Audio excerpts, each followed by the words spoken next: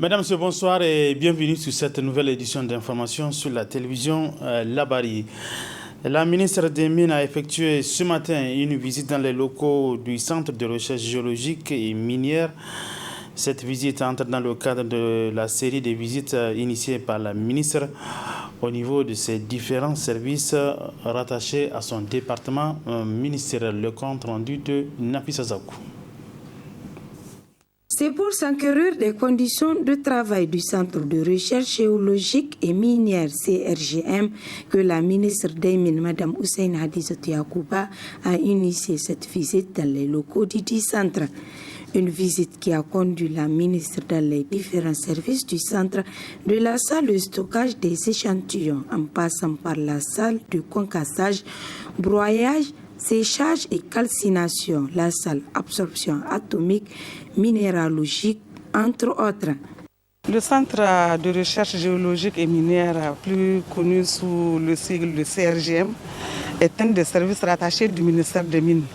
Donc, dans le cadre des visites que je suis en train de faire au niveau de tous les services, et c'était important pour moi de venir voir quelles sont les conditions de travail et quelles sont les perspectives que nous pouvons nous donner par rapport à ce centre. Ce centre a bénéficié de financement à travers certains projets, notamment le PRAC et aujourd'hui le projet Gold, où ils ont bénéficié d'installations de dernier cri et ils ont un laboratoire qui est presque à 80% fonctionnel.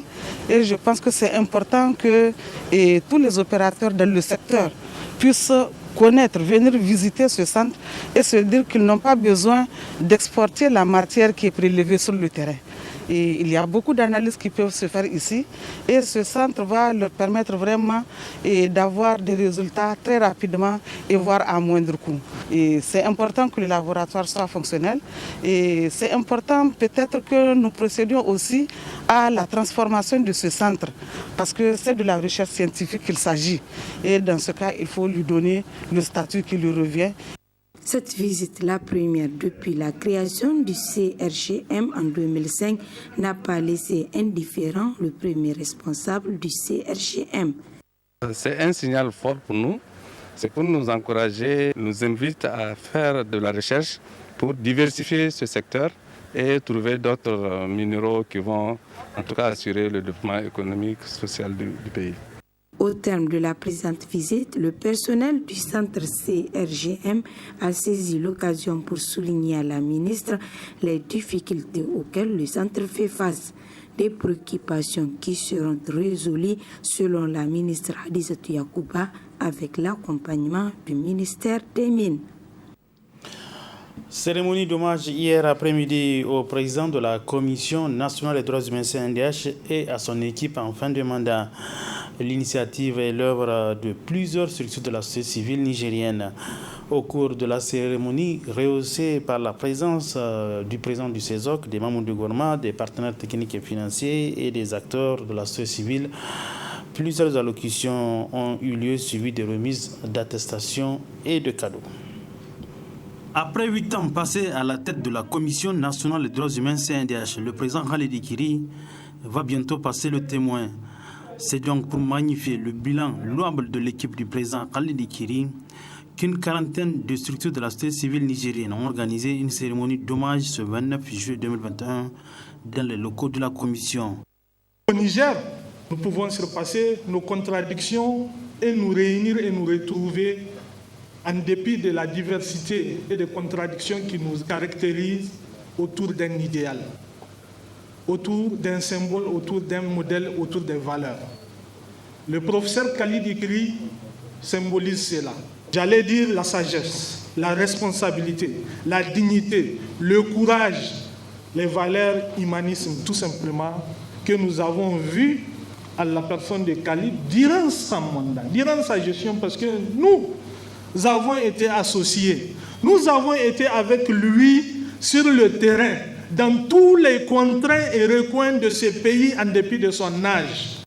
Président d'institution de la République, membre du gouvernement, partenaire technique et financier, ambassadeur, acteur de la société civile dans toute sa diversité, usagers, tous ont valorisé le travail d'une équipe dynamique et courageuse de la CNDH.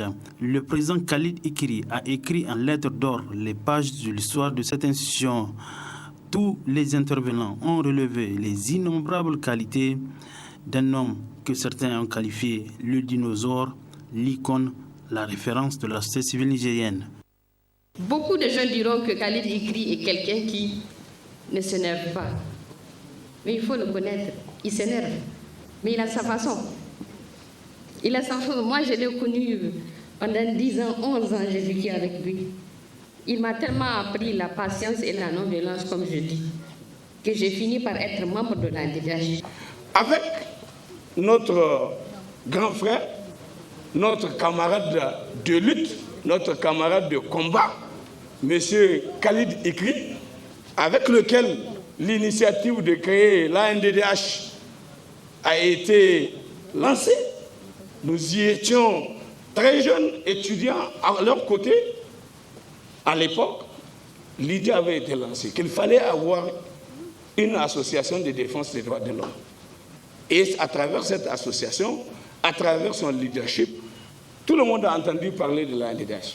Je souhaiterais saluer ce partenariat. Je souhaiterais saluer le travail qui a été fait pendant ces années par la Commission avec professionnalisme et avec dédication sous le leadership du professeur Hiri.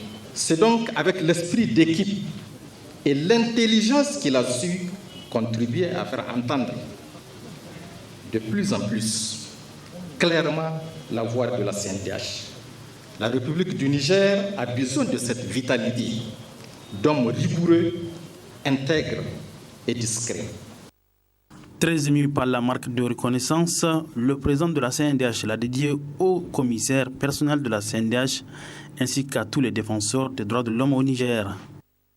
Le succès de la CNDH que vous saluez cet après-midi n'aurait pas pu avoir lieu avec autant d'incité et de visibilité sans l'appui financier et technique de l'État et des partenaires. Je voudrais leur dire merci pour leur appui. En plus des discours et des témoignages, la cérémonie a été marquée par une série de remises de témoignages et de cadeaux, dont le trophée dignité des droits humains remis au professeur Khalid Ikiri. Mission accomplie avec dignité et honneur pour l'équipe dirigeante de la CNDH sous la direction du professeur émérite Khalid Ikiri.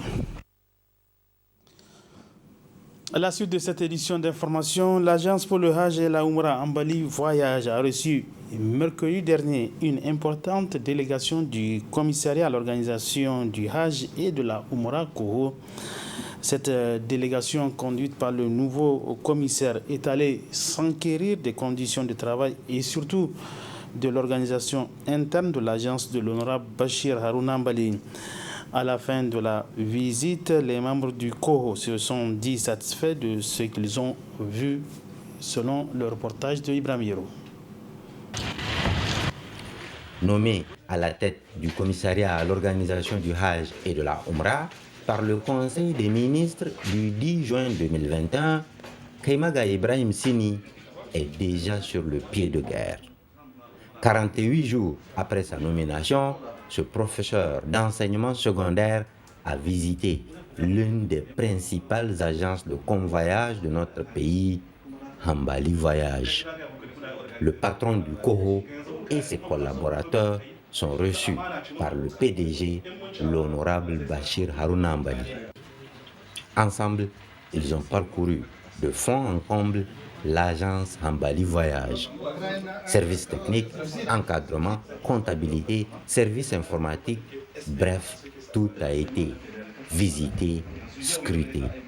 À la fin, le constat du COHO est sans appel.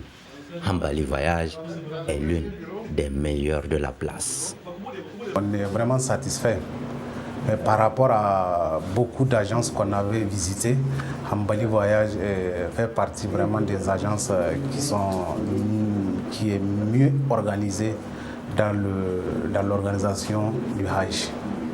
En mars 2021, Hambali Voyage avait organisé une Umrah pré-Ramadan dans des conditions saluées par les pèlerins.